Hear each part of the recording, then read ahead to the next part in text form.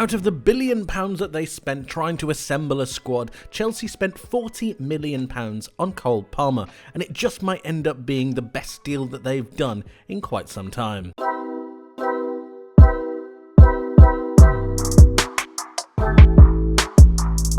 At 21 years of age, Cole Palmer is nowhere near his prime, but he's performing above and beyond, I think, what everyone expected, especially Chelsea.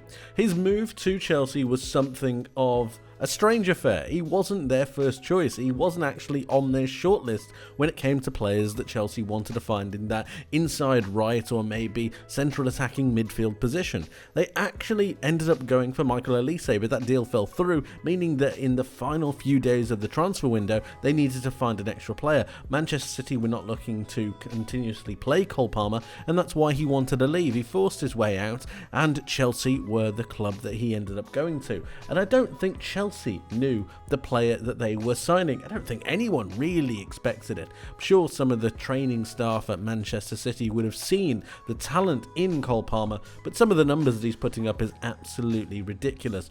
He scored 20 goals out of 28 matches played, starting 23 of them. He's got 9 assists as well. That's 29 goal contributions in the Premier League out of 28 games and only 23 starts. And when I tell you that Chelsea have scored 61 goals this season, that means that nearly half of them have been contributed to by Cole Palmer. To give you some context and clarity about how good Cole Palmer actually is, I've got him compared against the two best English youngsters the Premier League has to offer at the moment, and that is Phil Foden and Bukayo Saka. Both players are real main contributors to their side, gunning for the Premier League title. Bukayo Saka with Arsenal, of course, and Manchester City's Phil Foden. Both of them have played 30 matches in comparison to Cole Palmer's 28. Both of them have started a lot more than Cole Palmer. Bukayo Saka starting all 30 games, Phil Foden starting 28, Cole Palmer only starting 23. The minutes are pretty similar for both of them, 2,400 to comparison to 2,000 minutes. But when you look at it, Cole Palmer actually has more goals and assists than both Bukayo Saka and Phil Foden. And when you have a look at his per 90 stats, he's actually averaging 1.25 goal and assist per 90. Now, more than a goal and assist per match is ridiculous when you think that Bukayo Saka and Phil Foden are some of the best players that we've seen in the Premier League currently, and they can't get near that.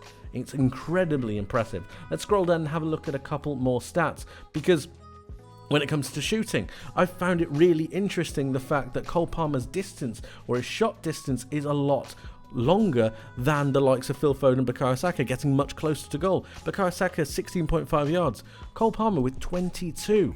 Now you might say that their shot on target is a bit different, but it's not. Cole Palmer actually boasts a higher shot on target percentage than both of them.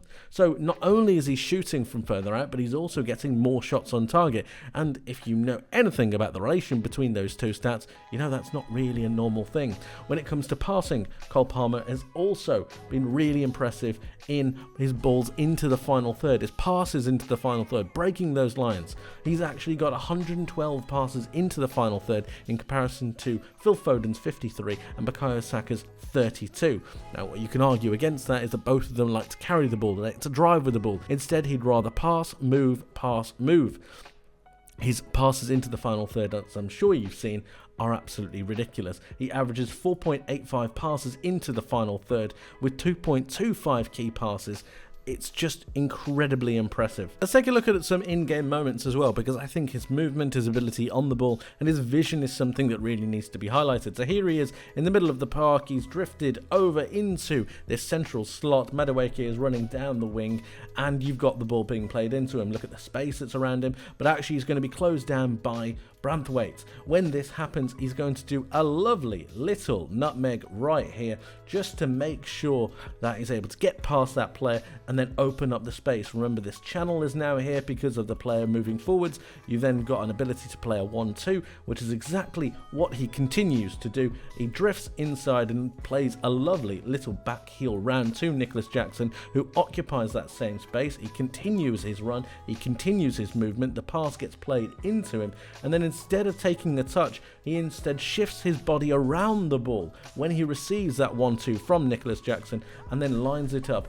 around Pickford to go into the bottom corner. It's a sensational goal, a brilliant effort, and one that really highlights not only his determination but also his quality. And when we talk about determination, I think that this one really highlights it here.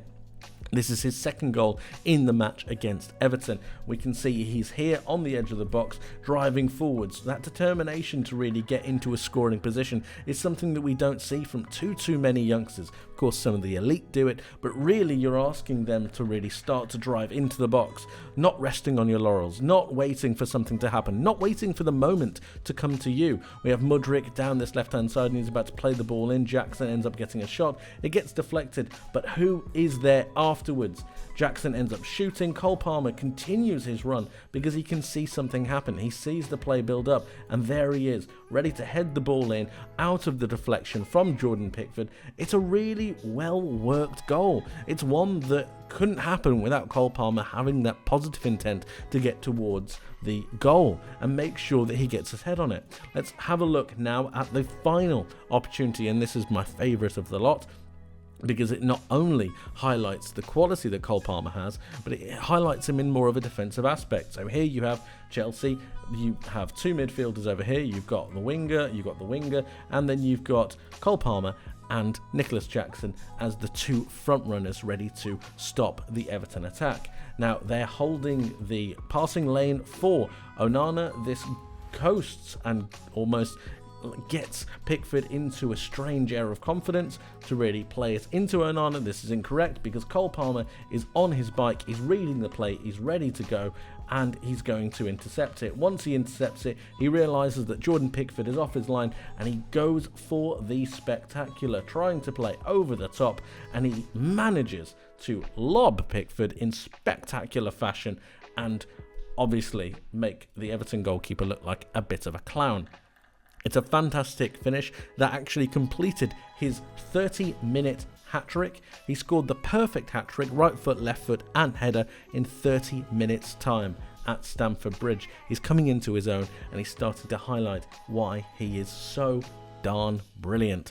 Cole Palmer is fantastic, and it looks like he's only going to get better. It's no secret that Chelsea's season has been nothing short of abysmal, and sometimes in these moments people need to look back and think about a more positive aspect or a positive spin on the season to be able to go into next year. And I can't think of a better spin or a better positive outlook than the fact that they have one of the most creative, one of the most adventurous, and one of the most gifted and talented youngsters that the Premier League has had in quite some time. Cole Palmer is nowhere near his best, like I said at the start of the video, and he's only going to get better. And if that isn't a positive to take away from a pretty poor season, I don't know what is.